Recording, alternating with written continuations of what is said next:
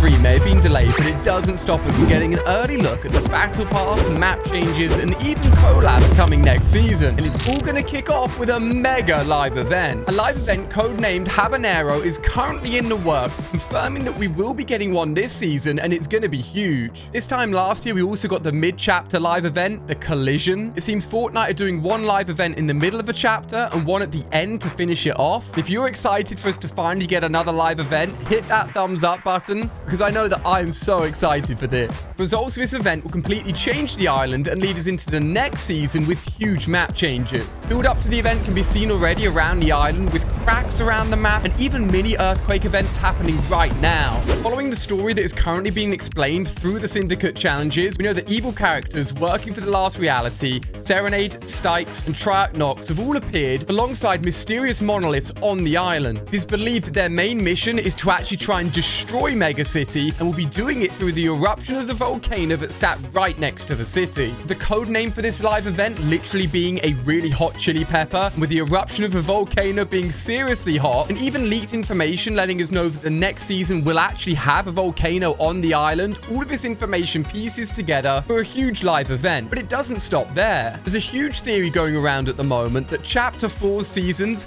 actually mimic Chapter 1 seasons, but in reverse. Back in Chapter 1 Season X, the map focused on changing POIs from different realities, and in Chapter 4 Season 1, the map was created with different parts of realities drawn together. In Chapter 1 Season 9, it was all about the future, which lines up perfectly with the season that we're in right now in Chapter 4, with the introduction of grind rails and Mega City. This is where it gets really interesting. If we're to look back at Chapter 1 Season 8 and compare it to the next Chapter 4 season that we're going to be going into, we had a huge volcanic live event back in Chapter 1 Season 8, with mini earthquakes happening around the island leading up to it happening, and it would perfectly confirm this theory that Fortnite have decided to reverse the season themes. It would also line up for the final season of Chapter 4 as we go into the winter period, which would line up with Chapter 1 Season 7, which was also a season based around snow and ice. I absolutely love this theory, but we'll have to wait and see what happens with this live event, and if a volcanic eruption does happen, we'll know what to expect for the rest of Chapter 4. Before we get too far ahead of ourselves, what will specifically be changing on the island, and what kind of theme will we see for Chapter 4 Season 3? Leaks are currently pointing towards a tropical island theme with jungle biomes around the island. The map will of course be completely changed by the live event that happens to finish off this season, and volcanic rocks have already been found in the in-game files getting ready for the next season. The jungle biome areas will set to feature mud, something that you may remember all the way back in Chapter 1 from Moisty Mire,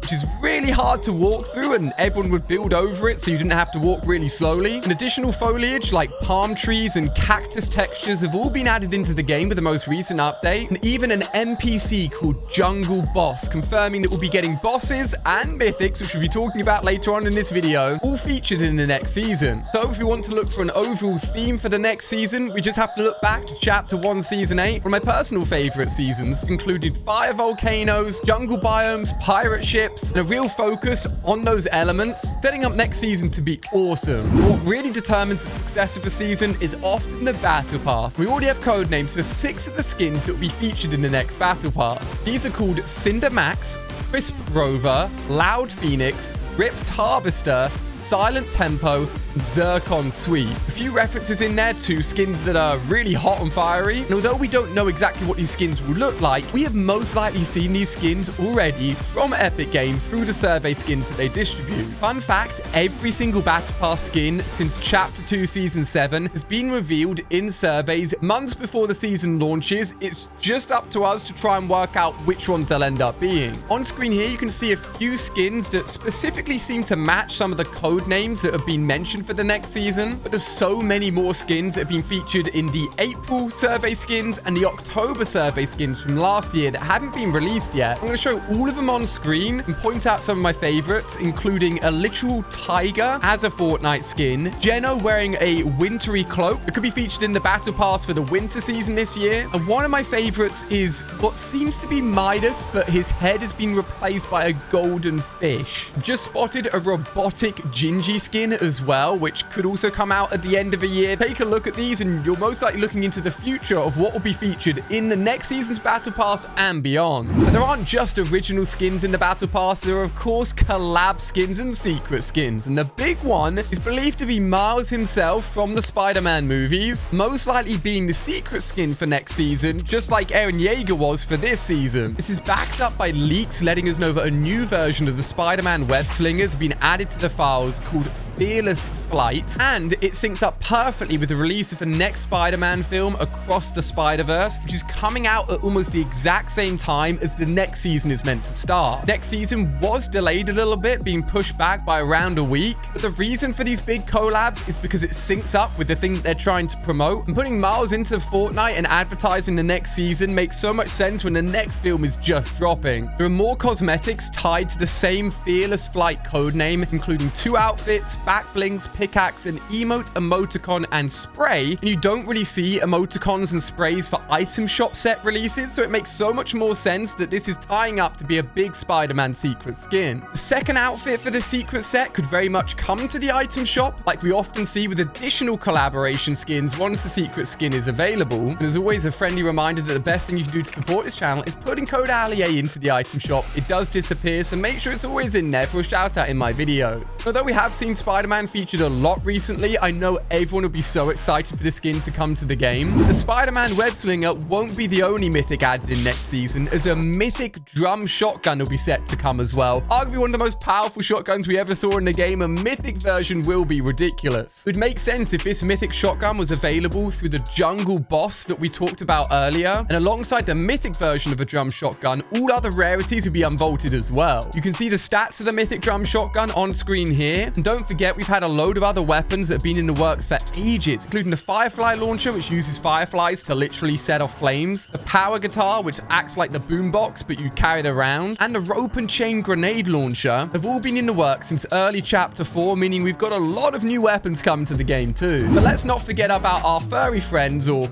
not so furry, but the raptors, who also are set to be tameable next season, with additional sound effects found in the files alongside the current boars and wolf, which suggests we won't just be able to tame the raptors, but actually ride around them as well. For those of you that pay attention to leaks, you may remember back in the primal season in chapter 2, there was a saddler item that was leaked, but never released into the game. It looked like an item that actually would allow you to attach onto animals from afar and put yourself onto them to ride them. We've had many leaks about flying animals as well. This could be the only way to latch up onto them, especially in a no-build mode, and fly around the island on them, adding even more animals to the game that would become rideable and tameable. But not just animals will be changed, as armored cars are set to come next season as well. These new vehicles are currently in development, so we don't know what they'll look like, but we can look back at the armored battle bus, which was a huge upgrade and an incredible vehicle with a snowplow at the front, turrets on the top, and there's NPCs codenamed Armored Car Goons that will actually drive around in these vehicles. So I guess we've got to take those guys out before we can use their car. As if that wasn't exciting enough, 2 of the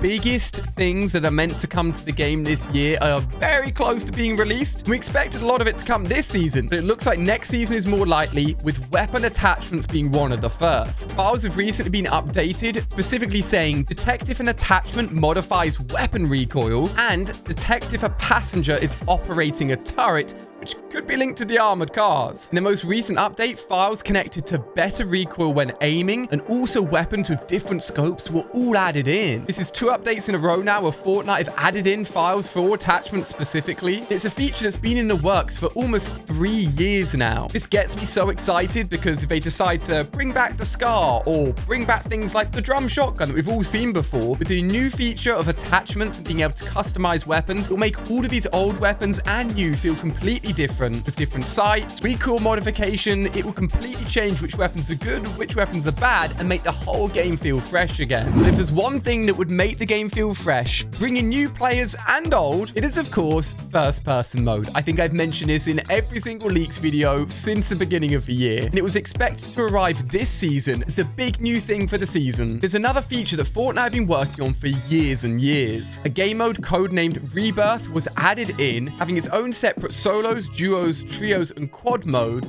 a little bit like how you can jump into those modes for either build or no build, first person will have its own set of modes as well. We've seen people glitch into first person mode and it feels so different. It will be a completely new and exciting way to play Fortnite. In the most recent update, Fortnite also added in the ability for shoulder swapping. If you don't know what that means, it means that when you're aiming down sight, you have your camera over your left shoulder or right shoulder, allowing you to adjust as you go to get the best visibility as you're going into a gunfight, meaning Fortnite is seriously close to adding this into the game. Next season is set to be huge, and if it's going to finish off this season with a live event, make sure you subscribe to see it live here on the channel. And click on screen here to see how you can get your own lightsaber pickaxe in Fortnite. They may not have given us one in the item shop, but you can still get one in game, so I'll see you over on that video.